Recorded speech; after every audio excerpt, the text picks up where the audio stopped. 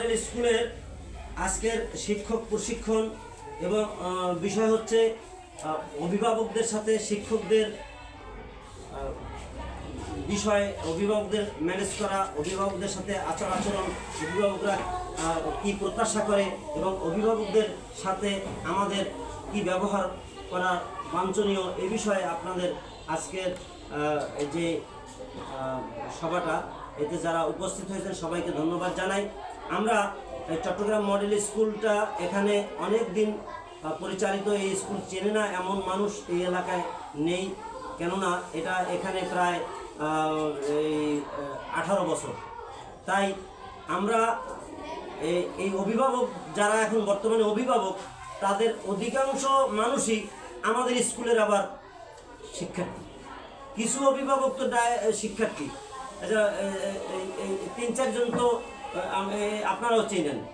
তার মানে হচ্ছে অধিকাংশ আমাদের 10% অভিভাবক আছে যারা আমারই ছাত্র, আমার এই স্কুলেই পড়াশোনা করছে, তারা আবার এখানে পড়াচ্ছে। তাহলে ওদের ম্যানেজ করতে আমাদের বা ওদেরকে বোঝাতে আমাদের কষ্ট কম হবে। কিন্তু এই এলাকাটা হচ্ছে একটা ইপিজেড এলাকা, এই এলাকাটা হচ্ছে বাইরের বাংলাদেশের সব জেলার মানুষ এখানে বসবাস করে। বাংলাদেশের 64 জেলার মানুষই এই চট্টগ্রামে বসবাস করতেছে, বিভিন্নভাবে বাসা ভাড়া করে তারা প্রয়োজনে চাকরির ক্ষেত্রে জীবিকা অর্জনে এখানে বসবাস করে।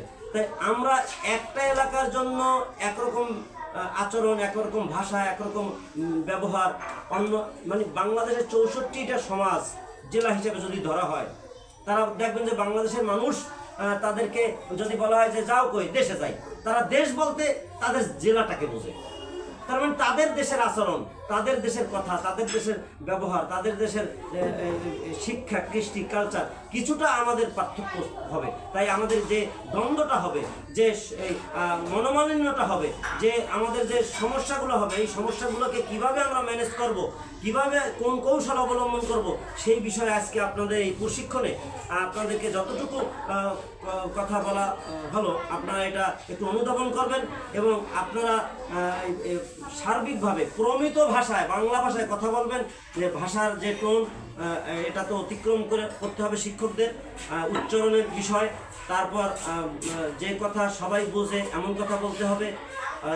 এরপরে দেখা যাচ্ছে যে আমাদের অঞ্চলের কিছু এই আচরণ অন্য অঞ্চলের আচরণ পার্থক্য আছে। তাই শিশুদেরকে বসানোর ক্ষেত্রে কে সামনে বসবে, কে পিছিয়ে বসবে, কে আগে বসবে, কে কার রোল নাম্বার 1 হবে, কে 2 হবে, এই নিয়ে যে অভিভাবকদের মধ্যে একটা সমস্যা হয়, সেটা আমরা কিভাবে ম্যানেজ করব তা নিয়ে আপনাদেরকে আমরা এতক্ষণ বলেছি, আর সামনে ভবিষ্যতে আরও বলবো। এবং আপনারা অভিজ্ঞতার মাধ্যমেই এগুলি আস্তে আস্তে উন্নয়ন হবে। এ বিষয়ে এখন ভর্তি চলছে।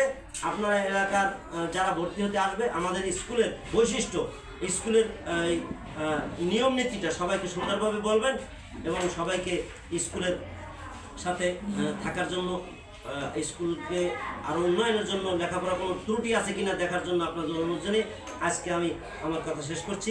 সবাইকে ধন্যবাদ এবং কৃতজ্ঞতা।